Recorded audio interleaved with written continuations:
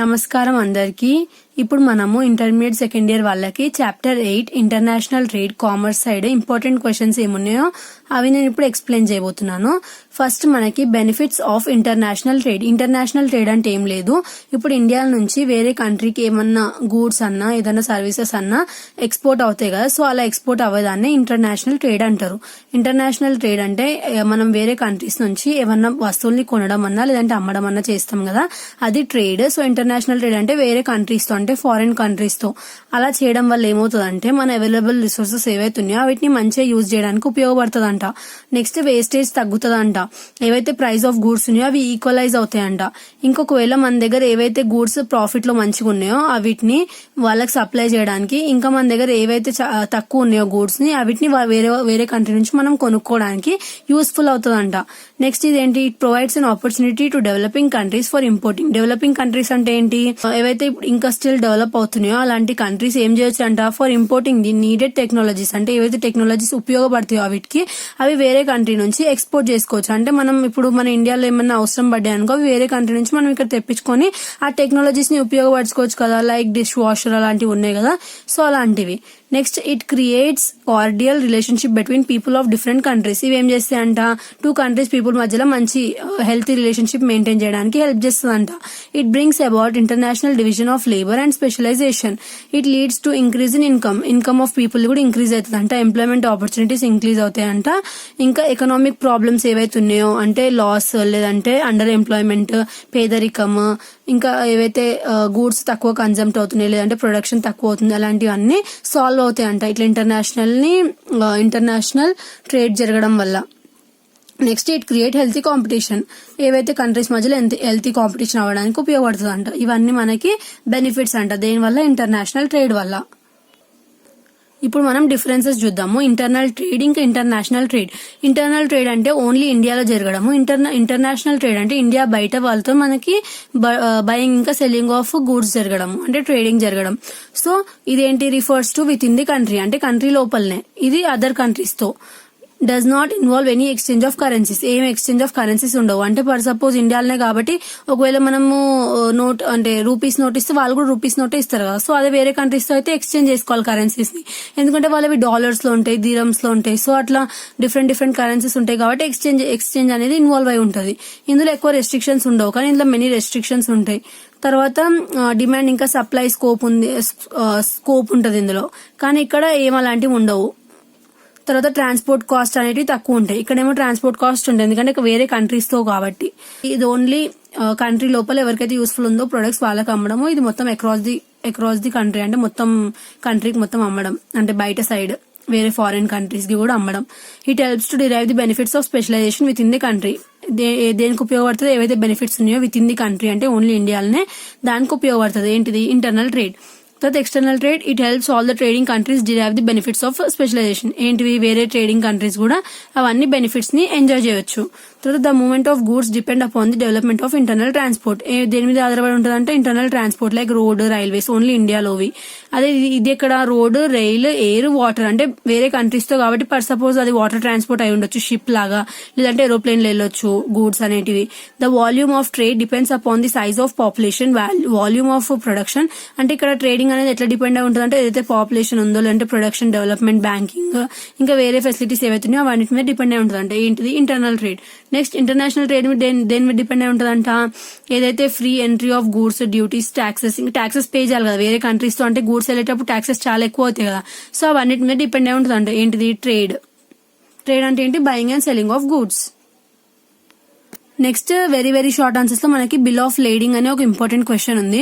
Bill of lading అంటే ఏం లేదు, పర్ సపోజ్ ఇప్పుడు ఒక కంట్రీ నుంచి అంటే ఇండియా నుంచి ఒక యుఎస్ఏకి కొన్ని గూడ్స్ వెళ్ళినాయి. ఎవరికి, ఇండియాలో ఏ అనే పర్సన్ దగ్గర నుంచి యుఎస్ఏలో బి అనే పర్సన్ కి గూడ్స్ వెళ్ళినప్పుడు ఏవైతే గూడ్స్ వెళ్ళినాయో ఆ గూడ్స్ వెళ్ళినప్పుడు ఎవరైతే బి ఉన్నారో అంటే ఎవరైతే పర్సన్ రిసీవ్ చేసుకుంటున్నారో ఆ పర్సన్ బిల్ ఆఫ్ లేడింగ్ అనే దాన్ని రిసిప్ట్ ని ఏం చేయాలి, పంపాలి. ఎవరికి, ఏకి.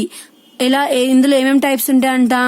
బిల్ ఆఫ్ లేడింగ్ లో క్లీన్ బిల్ ఆఫ్ లేడింగ్ ఉంటుంది, క్లాజ్డ్ బిల్ ఆఫ్ లేడింగ్ ఉంటుంది. అతను గూడ్స్ పంపినాడు కదా, అప్పుడు బి ఏం చేయాలి? ఒకవేళ గూడ్స్ ఏం డ్యామేజ్ అవ్వకుండా మంచి కండిషన్ లో వస్తే క్లీన్ బిల్ ఆఫ్ లేడింగ్ అనే రిసిప్ట్ ని ఏకి పంపాలి.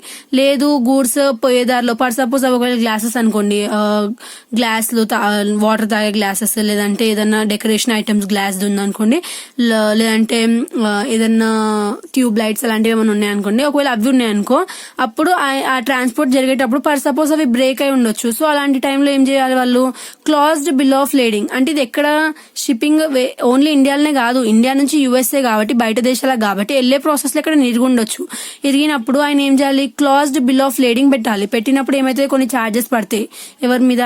ఏకి ఇంకొన్ని ఛార్జెస్ పడి ఏదైతే షిప్పింగ్ ఉందో అంటే వచ్చే ల్యాండింగ్ లోనే అంటే ఏదైతే గూడ్స్ ట్రాన్స్పోర్ట్ అవుతున్నాయో అప్పుడు ఇరిగినాయి కాబట్టి వాళ్ళు ఏం చేస్తారు? ఎక్స్చేంజ్ అన్నా లేదంటే మళ్ళీ కొనే ఆప్షన్ అని ఏదో ఒకటి ఇస్తారు వాళ్ళకి. అలా బిల్ ఆఫ్ లేడింగ్ అనేది ఎవరైతే కొంటున్నారో వాళ్ళు, ఎవరైతే వేరే కంట్రీ వాళ్ళు ఉన్నారో వాళ్ళకి పెట్టాలి. ఒకవేళ మంచిగా వస్తే క్లీన్ బిల్ ఆఫ్ లేడింగ్, ఏమైనా డిఫాల్ట్ అంటే ఇరిగిపోయి వస్తే క్లాజ్డ్ బిల్ ఆఫ్ లేడింగ్ అనేది పెట్టాలి. Bill of lading is very important, చాలా ఇంపార్టెంట్ ఎక్స్పోర్ట్ ట్రేడ్ కంటే వేరే దేశాలకు పంపేటప్పుడు. ఇది ఒక సెమీ నెగోషియబుల్ ఇన్స్ట్రుమెంట్ అంటే దీన్ని అసలు నెగ్లెక్ట్ చేయలేము, అంటే కంపల్సరీ. ఎందుకంటే ఫర్ సపోజ్ ఇప్పుడు ఒకవేళ ఈ బిల్ లేకపోతే ఎవరైతే మనం సప్లై చేస్తున్నామో వాళ్ళ దగ్గర నుంచి ఫీడ్బ్యాక్ ఎలా వస్తుంది మనకి? అంటే మంచిగానే ఉన్నాయా గూడ్స్, లేదంటే అడికి వెళ్ళాక విరిగిపోయినాయా అని తెలియాలి కదా. సో అలా తెలియడానికి ఈ సిస్టమ్ ని పెట్టినారు. అంటే ఇది ఒక receipt. It is a proof of agreement between the shipping company and the exporter. ఎవరైతే కొంటున్నారో ఇంకా ఎవరైతే అమ్ముతున్నారో వాళ్ళిద్దరి మధ్యలో ఇది ఒక ప్రూఫ్ ఆఫ్ అగ్రిమెంట్. ఏంటిది? బిల్ ఆఫ్ లేడింగ్ అనేది. నెక్స్ట్ ఇంపార్టెంట్ క్వశ్చన్ ఏముంది? Closed indent. క్లోజ్డ్ ఇండెంట్ అంటే ఏంటి? ఒక పర్సన్ పర్ సపోజ్ ఇప్పుడే చెప్పాను కదా 2 ఎగ్జాంపుల్స్, ఏ ఇంకా బి. పర్ సపోజ్ ఏ ఏం చేసిండు? ఏకి మంచిగా వెళ్ళినాయి గూడ్స్. అతను ఒకవేళ ఏం పెట్టినాడు? మంచిగుంటే ఏం పెడతానని చెప్పినా క్లీన్ బిల్ ఆఫ్ లేడింగ్ పెట్టినాడు. పెట్టిన తర్వాత తనకి ఏమైంది? ఆ గూడ్స్ నచ్చినాయి. అంటే క్లీన్ బిల్ ఆఫ్ లేడింగ్ అంటే గూడ్స్ మంచిగా వెళ్ళినాయి అతని దగ్గరికి, ఒకసారి యూజ్ చేసినాడు వీటిని, అతనికి అవి చాలా మంచిగా అనిపించినాయి. మంచిగా అనిపించినప్పుడు ఏం చేస్తాడు? మళ్ళీ ఇంకొకసారి ఆర్డర్ పెట్టుకుంటాడు కదా. సో దాన్ని క్లోజ్డ్ ఇండెంట్ అంటారు. If the buyer is satisfied with regard to the details supplied in quotation he plays an indent. And indent is an offer made by the foreign buyer to buy goods. అర్థమైంది? ఇప్పుడు ఈ line చదివితే అర్థమైంది కదా ఏంటిది? ఒకవేళ goods మంచిగా వచ్చుంటే అతను ఆ గూడ్స్ నుంచి సాటిస్ఫై అవుతే మళ్ళీ గూడ్స్ ని ఆర్డర్ పెడతాడు. ఎవరు? ఫారిన్ కంట్రీ ఆయనే ఆపోజిట్ కంట్రీ వాళ్ళకి. And indent may be open indent or closed indent. Indent అనేది ఓపెన్ ఇండెంట్ ఉండొచ్చు, క్లోజ్ ఇండెంట్ కూడా ఉండొచ్చు. 4 stages of EPZ. EPZ full form ఏంటి? Export processing zones. Export processing zones అనేటివి 4 స్టేజెస్ ఉన్నాయంట. ఏంటివి అవి? Initial phase, expansionary phase, consolidating phase, emergence phase. ఇవి ఏ ఇయర్స్ లో వచ్చినాయంటే 1964 to 85, 1985 to 1991, 1991 to 2000, 2000 నుంచి కంటిన్యూస్ గా ఎమర్జెన్స్ ఫేజ్ వచ్చిందంట. నెక్స్ట్ ఇంపార్టెంట్ ఏంటి? Exchange rate. ఎక్స్చేంజ్ రేట్ అంటే ఏంటంట? ఏదైతే కరెన్సీ ఉందో అది ఒక కంట్రీ నుంచి ఇంకో కంట్రీకి ఒకవేళ గూడ్స్ ట్రాన్స్ఫర్ అయినప్పుడు కరెన్సీ చేంజ్ అవుతుంది అని చెప్పినా కదా. ఫర్ సపోజ్ ఇండియాలో మనం రూపీస్ యూజ్ చేస్తాం, అదే యుఎస్ఏ లో వాళ్ళు ఏం యూజ్ చేస్తారు? డాలర్స్ యూజ్ చేస్తారు. అట్లా ఇక్కడ నుంచి ఇక్కడికి కరెన్సీ చేంజ్ అవుతుందో దాన్ని ఎక్స్చేంజ్ రేట్ అంటారు. సో ఇది మనం ముందే ఎప్పుడైతే గూడ్స్ ఎక్స్పోర్ట్ అవుతున్నాయో అప్పుడే బ్యాంక్ తో డిసైడ్ అయ్యి ఏదైతే కరెన్సీ ఉందో అది ఫిక్స్ చేసుకుని ఎక్స్పోర్ట్ చేసే వాళ్ళకి ఇన్ఫర్మేషన్ ప్రొవైడ్ చేయాలి. Rising any fluctuations in the foreign exchange rate. ఇందులో ఏం ఫ్లక్చుయేషన్స్ అంటే చేంజెస్ ఏం చేయొద్దు ఒకసారి ఫిక్స్ చేసిన తర్వాత. Next bonded warehouses. Bonded warehouses అంటే ఏంటంట? They charge reasonable rent for the convenience for the importers. ఎవరైతే ఇంపోర్టర్స్ ఉన్నారో వాళ్ళ కన్వీనియన్స్ కోసము who do not have godowns లేని వాళ్ళు ఉంటారో వాళ్ళకి గోడౌన్స్ ప్రొవైడ్ చేస్తారు. ఎవరు? బాండెడ్ వేర్ హౌసెస్ వాళ్ళు. ప్రొవైడ్ చేసిన గోడౌన్స్ కి వాళ్ళు రెంట్ కూడా పెడతారు. If the importer is not immediate need of goods wants to export them he can store the goods. ఒకవేళ ఎవరైతే ఇంపోర్టర్ ఎవరైతే ఉన్నారో అతను ఆ గూడ్స్ ని అప్పుడే ఎక్స్పోర్ట్ చేయట్లేదు, కొన్ని డేస్ అలానే స్టోర్ చేసుకుంటున్నారు అనుకోండి, అలా స్టోర్ చేసిన వాటిని వీళ్ళు ఇక్కడ గోడౌన్స్ లో స్టోర్ చేసుకోవచ్చు. స్టోర్ చేసుకుని ఏం చేయొచ్చు? ఏదైతే వేర్ హౌసెస్ లో స్టోర్ చేసుకుంటున్నారో ఆ వేర్ హౌస్ కి వాళ్ళు అమౌంట్ పే చేయాలి. ఎంత? రీజనబుల్ రెంట్ పే చేయాలి. In this case the importer is required to execute a bond wherein he undertakes to pay the duty on goods on taking delivery.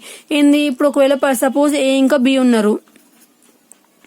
B ఒక person కి goods అమ్ముతా అన్నాడు, but ఆ time ఇంకా రాలేదు. Per suppose 13 కి అమ్ముతా అన్నాడు, అప్పుడు ఇంకా 10 అంటే 13 అంటే ఇంకా 3 days ఉంది కదా. ఆ 3 days వరకు అతని దగ్గరనే ఉన్నాయి గూడ్స్. సో అతను ఏం చేసినాడు? ఏ దగ్గర వేర్ హౌస్ ఉంది, ఏంటి? Bonded warehouse. అక్కడ పెట్టినాడు అతను గూడ్స్ ని. గూడ్స్ ని అక్కడ అతని దగ్గర పెట్టి ఎప్పుడైతే 13th ఉందో ఆ 13th రోజు ఏం చేస్తాడంట, ఎక్స్పోర్ట్ చేస్తాడంట. అప్పటి వరకు ఏం చేయాలి, రెంట్ పే చేయాలి. అదే బాండెడ్ వేర్ హౌసెస్ అంటే. ఒకవేళ ఎగ్జాంపుల్ అర్థం కాకపోతే ఒకసారి వీడియోని మళ్ళీ కొంచెం బ్యాక్ వెళ్ళి చూడండి, మళ్ళీ అర్థమవుతుంది. సో బాండెడ్ వేర్ హౌసెస్ అంటే అది. నెక్స్ట్ ఎక్స్చేంజ్ రేట్ అంటే అది.